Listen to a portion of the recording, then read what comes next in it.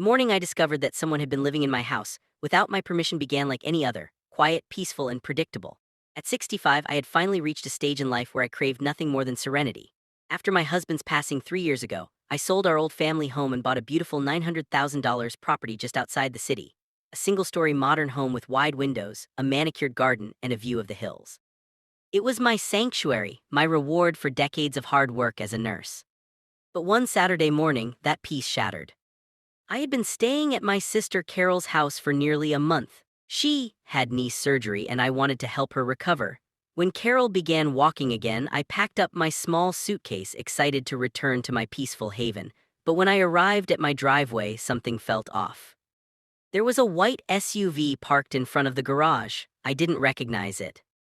At first, I assumed a neighbor might have parked there by mistake. But when I stepped closer, I saw a baby seat in the back and a set of pink fuzzy dice hanging from the mirror.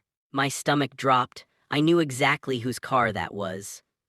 It belonged to my son's wife, Jessica. Jessica had always been complicated. She married my only son, Daniel, 5 years ago. He was 32 then, smart, successful, and perhaps a little too trusting. Jessica was beautiful, no doubt, with her perfect blonde curls and polished nails, but beneath her charm I sensed something, an entitlement, a quiet hunger for more. Over the years, she'd made it clear she didn't like me much. I wasn't the type of mother-in-law who interfered, but I also wasn't one to hand over money freely.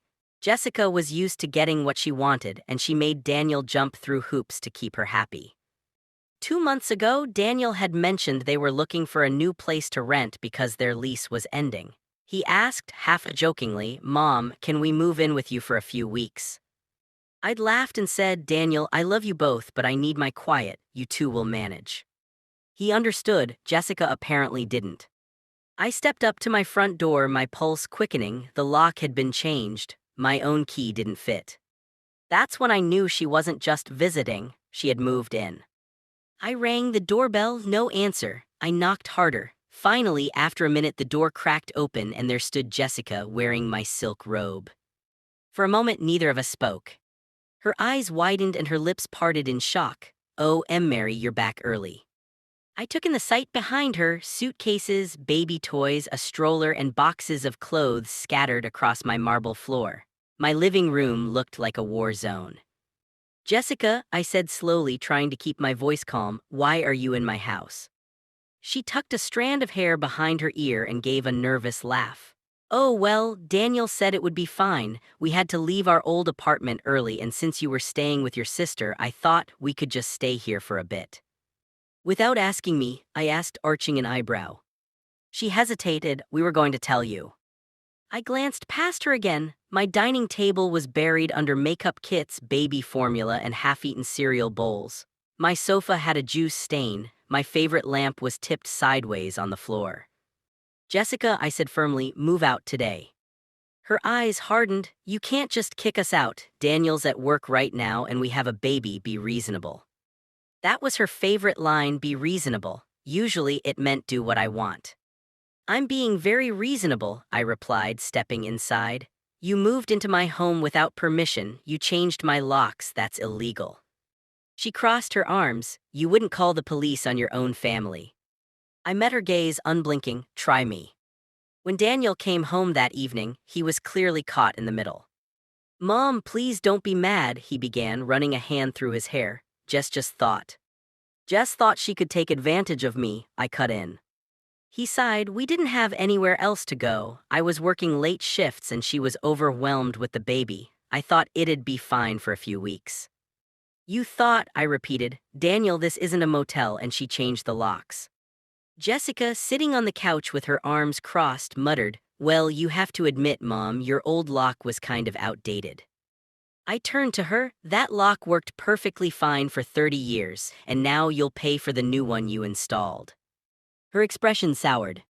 I spent that night in my bedroom. Thankfully, they hadn't touched it, thinking hard about what to do. I didn't want to throw my son and grandchild out on the street, but this wasn't the first time Jessica had crossed a line. She'd borrowed money from me before and never paid it back. She once used my name to open a credit card for household expenses. When I found out, she claimed it was a mistake. I wasn't going to be her victim again. The next morning, I called my lawyer, Mr. Sanders, who had handled my house purchase. When I told him the situation, he was stunned. They changed the locks without consent. That's trespassing, Mary. I don't want to press charges, I said. I just want them gone. Then we'll do this properly, he said. I'll draft a notice to vacate immediately. You'll serve it, and if they refuse, we'll call the sheriff. I thanked him, then hung up and felt a surge of resolve. That afternoon, when Jessica came home from grocery shopping, I handed her the envelope. What's this? She asked, frowning. A legal notice. You have 72 hours to vacate my property. Her jaw dropped. You're evicting us. Yes, I said simply, and if you damage anything before leaving, I'll deduct the cost from Daniel's inheritance. Her face turned red. You're heartless. No, I said quietly, I'm finally standing up for myself. She stormed off to the bedroom and slammed the door. I heard her sobbing loud, dramatic sobs. Daniel came out later holding the baby. Mom, can we at least stay until the end of the week? He pleaded. Daniel, I said softly, you're my son and I love you, but your wife has made herself too comfortable here. You need to fix this, not me. He looked defeated but nodded. Over the next few days, Jessica grew increasingly bitter. She started ignoring me, slamming doors and leaving dirty dishes everywhere. One morning, I caught her trying to sneak some of my jewelry into a diaper bag. Looking for something, I asked from the doorway. She froze. Her hand trembled as she set the jewelry box down. I was just checking if. Enough, I said sharply. You've crossed the line again, get out now. She glared at me, her mask finally cracking. You've always hated me, you never thought I was good enough for Daniel. That's not true, I said, but I don't tolerate liars and thieves. By noon, she packed her things and left. Daniel apologized profusely, tears in his eyes. He took her to stay with her parents for a while. When the house was finally quiet again, I walked through each room, inspecting the damage. A few scratches on the walls, stains on the couch, but overall, my home had survived. Still, I couldn't shake off the sadness. I loved my son deeply and I adored my grandchild, but Jessica's greed had poisoned everything. A week later, Daniel came back alone. He looked exhausted, holding a small duffel bag. Mom, he said quietly, I'm sorry for everything. Jess, she's been talking about divorce. She said I didn't stand up for her. I motioned for him to sit. Son, sometimes standing up for someone means stopping them before they hurt others or themselves. He nodded, tears in his eyes. You were right. She took money from our joint account too. I just didn't want to see it. I squeezed his hand. You'll be okay. You're stronger than you think. He smiled faintly. I'll find a place for me and the baby, but I want to make it right. I'll pay for the damage. I smiled sadly. The best way to make it right is to learn from it. Months passed and peace slowly returned. My garden bloomed again and the house regained its calm rhythm. Daniel eventually got his own apartment nearby and I helped him decorate the nursery. Jessica never came back, though I occasionally saw her name on social media, living her new influencer life, smiling beside luxury handbags and rented cars. One evening, as I sat on the porch watching the sunset, Daniel arrived with my grandson, little Noah. The boy giggled as I lifted him into my lap. Grandma's house, he said in his tiny voice. Yes, I whispered, kissing his forehead, Grandma's house. Daniel smiled. You know, Mom, Jess used to brag about how your house was wasted on you. She said you didn't know how to enjoy luxury. I chuckled softly. Luxury isn't about money or marble floors, Daniel. It's about peace, and peace, my dear boy, is priceless.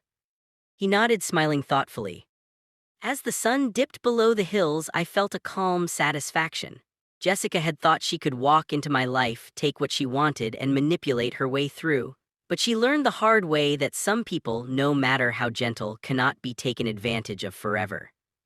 And as I watched my grandson play with the garden lights, I realized something even deeper. Sometimes life has to shake us to remind us what's truly ours. Not just our homes or possessions, but our dignity, our boundaries, and our peace. That night, I made a cup of tea and sat by the window, the house silent except for the faint hum of crickets outside. My reflection stared back at me, older, wiser, stronger. Jessica had moved into my $900,000 house thinking she could control me. But in the end, it wasn't me who was in for a shock. It was her.